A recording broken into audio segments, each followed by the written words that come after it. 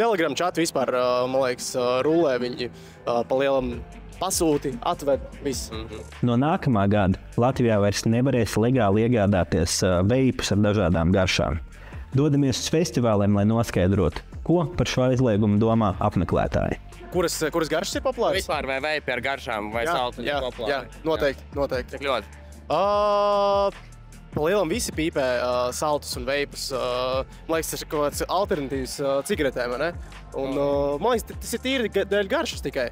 Tas nav dēļ tā, ka tas ir kā nikotīna iegūt, bet tikai dēļ garšas. Bet ir arī bez nikotīna tad, jā? Jā, to es arī mēģināju, bet kaut kā, es nezinu, Šitie hito labāk. Šito hito labāk, jā.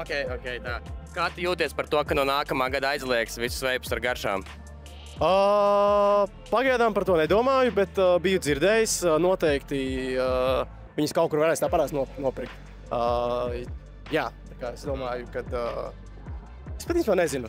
Ok, kāds garšas tu lietojas vairāk? Favorīti kādi?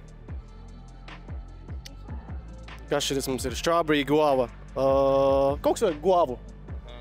Kaut kas tāds. Kaut kas eksotisks. Jā, kaut kas tāds. Vai aizliegums kaut kādā veidā ietekmēs tavus pīpēšanas paradumus? Ceru, ka jā. Mēģināšu nepirkt, nemeklēšu, kur nopirkt un jā, es mēģināšu atmest, noteikti. Kaut kāds cigaretes pīpē arī papildus? Nē, tikai. Aikus bija pīpējis, bet pārsvarā tikai tagad veipiņi. Ok. Vai esi ievērojis kaut kādu pieaugumu nelegālajā tirgu saistībā ar veipiem? Telegram čatiņi, Snapchats, AliExpress? Noteikti. Telegram čatu vispār, man liekas, rullē viņi pa lielam pasūti, atved, viss. Kā tev liekas, kas notiks pēc aizlieguma? Viņi uzsprāgs. Es domāju, tur būs vēl vairāk, policijai būs jāiestaisās iekšā un jādomā, kā to vispār apturēt. Savu viedokli par garšu aizliegumu raksti komentāru.